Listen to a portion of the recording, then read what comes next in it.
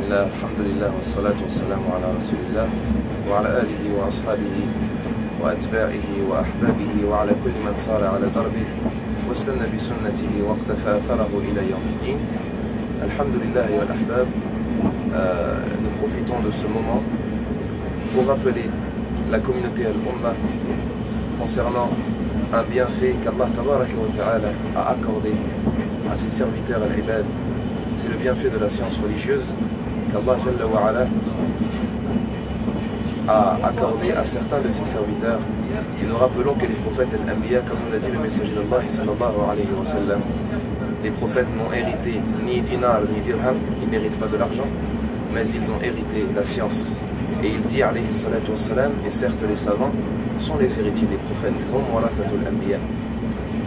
Et cette science, c'est une lumière dans le cœur du musulman, une lumière avec laquelle il se déplace au milieu des gens. Allah Jalla wa Ala nous dit أَفَمَنْ كَانَ مَيْتًا فَأَحْيَيْنَاهُ وَجَعَلْنَا لَهُ نُورًا يَمْشِي بِهِ فِي النَّاسِ كَمَنْ مَثَلُهُ فِي الظُّلُمَاتِ لَيْسَ بِخَارِجٍ مِنْهَا. Il nous dit Jalla wa Ala, est-ce que celui qui est mort et à qui nous avons donné vie, c'est-à-dire par la science, et nous lui avons attribué une lumière avec laquelle il se déplace parmi les gens. La lumière, la science, c'est une lumière, par laquelle vous allez vous déplacer au niveau des gens, lors de votre travail, dans vos universités, dans vos sociétés, au milieu de votre famille, dans votre quartier.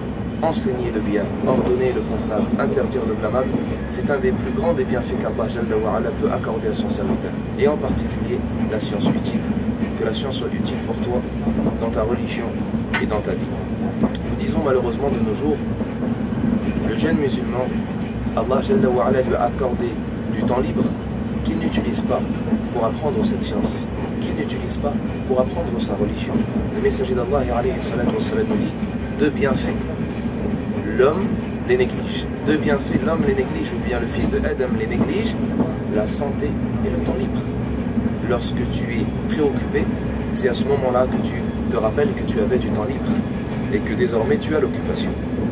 Il incombe d'utiliser ce temps libre que nous avons tous entre la prière d'Al-Maghrib et de l'Aïcha, lors de la prière d'Al-Jumu'ah, des après-midi de libre qu'Allah Azza wa Jalla nous a permis d'avoir, le week-end, les vacances scolaires, pour pouvoir profiter de ce temps et apprendre de la science religieuse et être ainsi clairvoyant dans notre religion. Et justement, ce temps et cet effort que tu vas donner pour apprendre cette science te sera récompensé par Allah Jalla wa Ala. Premièrement, Allah Tabaraka wa Ta'ala te jugera concernant le temps que tu utilises. Il nous dit alayhi salatu wa salam, le serviteur ne se tiendra debout devant son Seigneur et il se tiendra debout jusqu'à ce qu'il sera jugé sur quatre choses. Et parmi les quatre, sur son temps, où est-ce qu'il l'a passé. Sur son temps, où est-ce qu'il l'a passé. Donc à toi de passer son temps, ce temps-là, à apprendre la science religieuse. Et le messager d'Allah sallallahu alayhi wa sallam nous a rappelé la faveur et le bienfait d'utiliser ce temps et de voyager et de sacrifier ce temps pour apprendre la science religieuse d'Allah tabaraka wa ta'ala. Il nous dit alayhi salatu wa salam, celui qui emprunte un chemin pour acquérir la science religieuse, Allah tabaraka wa ta'ala lui facilitera un chemin pour aller au paradis, al-Jannah. Et il nous dit alayhi salatu wa salam, celui qui sort de chez lui pour apprendre un bien ou bien l'enseigner, il reviendra telle la récompense, avec telle une récompense du Hajj Mabrour, du Hajj réussi par Allah tabaraka wa ta'ala.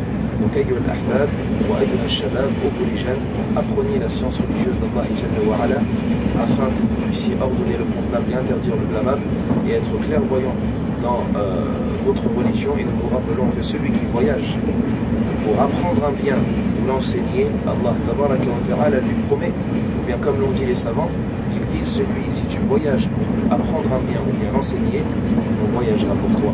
C'est-à-dire qu'on voyagera pour apprendre la science que tu auras acquis et que tu vas transmettre.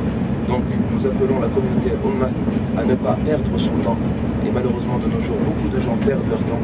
Et en particulier entre le Maghrib et l'Aïcha, ce temps-là est un temps d'apprentissage. Et al-ahbab, restez dans les mosquées, restez dans les maisons d'Allah tabaraka wa ta'ala, afin que vous puissiez apprendre et bénéficier de cette science et ainsi être clairvoyant dans votre religion. Bismillah azza wa jalla. Barakallahu fikum wa sallallahu ala nabiyyina Muhammad wa ala alihi wa ashabihi ajma'in.